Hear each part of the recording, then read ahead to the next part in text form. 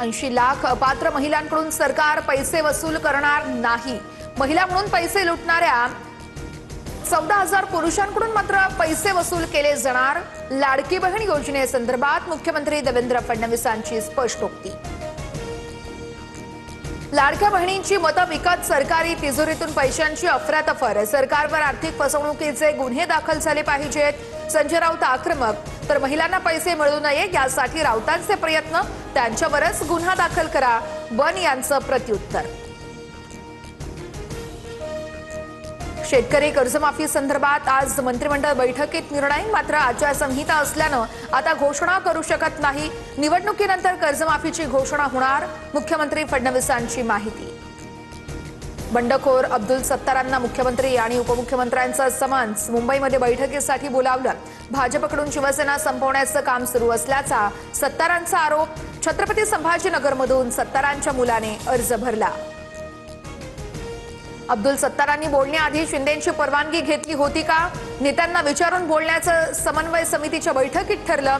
भाजप हे slow poison असल्याच्या सत्तारांच्या टीकेला मंत्री चंद्रशेखर बावनकुळेंचं प्रत्युत्तर। शिवसेना सोडून पश्चात्ताप झालेल्यांनी भूमिकेचा पुनर्विचार करावा। ठाकरेंच्या नेतृत्वात मागे यावं।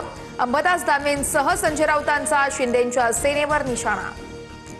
समृद्धी महामार्गावरती ठाकरेंचे नेते अंबादास दानवे आणि शिंदेंचे आमदार अब्दुल सत्तारांची भेट। सत्तार मुंबईला तर दानवे शिर्डीला जात असताना दोघांमध्ये भेट। राजकीय चर्चांना उधाण। दोन्ही शिवसेना एकत्र येण्यासंदर्भात कालच दानवेंनी केलं होतं वक्तव्य। निवडणूक अधिकाऱ्यांनी विक्रम काकडेंच्या अर्जावरील आक्षेप फेटाळला। काकडेंनी अर्जामध्ये मालमत्ता लपवल्याचा पवारांच्या राष्ट्रवादीचा आरोप। निर्णयाविरोधात पवारांची राष्ट्रवादी कोर्टात जाणार। पुणे विधान परिषदेसाठी महायुतीकडून विक्रम काकडेंना उमेदवारी। पक्षातील नाराजीवरती पडदा टाकण्यामध्ये पार्थ पवार यशस्वी। पार्थ पवारांसोबतच्या बैठकीनंतर सुनील टिंगरेंची नाराजी दूर। पक्ष वाऱ्यावर सोडणार नाही, सुनेत्रा पवारांनी आश्वासन दिलं। टिंगरेंची माहिती, डमी अर्ज मागे घेण्याची शक्यता। सोलापूर विधान परिषद निवडणुकीमध्ये काँग्रेस उमेदवाराच्या अर्जावरती आक्षेप। आदित्य फत्तेपूरकरांच्या अर्जावरती सूचकाची सही बोगस असल्याचा नागेश भोसलेंचा दावा। तर भाजपने काँग्रेसच्या सूचकाचं अपहरण केलं। बहुमत असतानाही का घाबरतय, प्रणिती शिंदेंचा आरोप। नाशिकमध्ये मतदारांचं संख्याबळ जुळत नव्हतं। पैशांच्या जोरावरती विरोधकांना बहुमत। या घोडेबाजारामध्ये उतरायचं नसल्यानं विधान परिषदेतून माघार। ठाकरेंच्या शिवसेनेचे नेते वसंत गीतेंचं स्पष्टीकरण। महायुतीमधील बंडखोरी शमवण्यासाठी हालचालींना वेग। रवींद्र चव्हाण आणि सुनील तटकरेंमध्ये अर्धा तास बैठक। बंडखोरांसोबत संपर्क साधण्यास सुरुवात। अर्ज मागे न घेतल्यास पक्षाकडून शिस्तभंगाच्या कारवाईचा इशारा।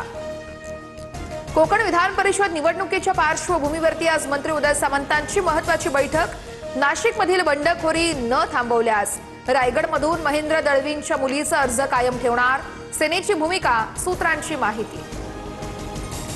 ठाण्यामध्ये शिवसेना उमेदवाराचा अर्ज भरताना भाजप आमदारांची गैरहजेरी। रवींद्र फाटक यांचा अर्ज भरताना गणेश नाईकांसह ठाण्यातील 9 आमदार अनुपस्थित। संख्याबळ जास्त असल्यानं भाजपला ठाण्याची जागा हवी होती।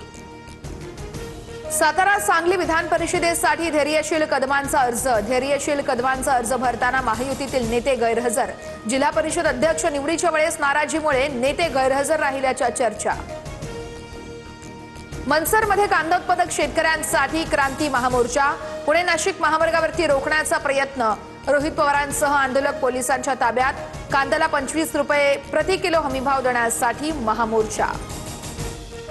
पुण्याला गुन्हेगारांची राजधानी म्हणणं चुकीचं आहे। पोलीस आयुक्त अमितेश कुमार यांचं खासदार सुप्रिया सुळेंना 9 पानी पत्र लिहित उत्तर।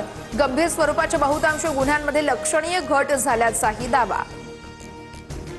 मान्सून 2 ते 3 दिवसात केरळमध्ये पोहोचणार। देशभरातील उष्णतेची लाट संपली, हवामान विभागाची माहिती। तर शेतकऱ्यांनी दमदार पाऊस आणि अधिकृत माहिती मिळेपर्यंत पेरणा करू नका, अशाही सूचना। कच्च्या तेलाच्या किमतीत पुन्हा एकदा वाढ। कच्च्या तेलाची किंमत प्रति बॅरल $94.98 वर पोहोचलं। इस्रायलनं लेबनॉनवर केलेल्या हल्ल्यांमुळे किमती वाढल्याचा अंदाज।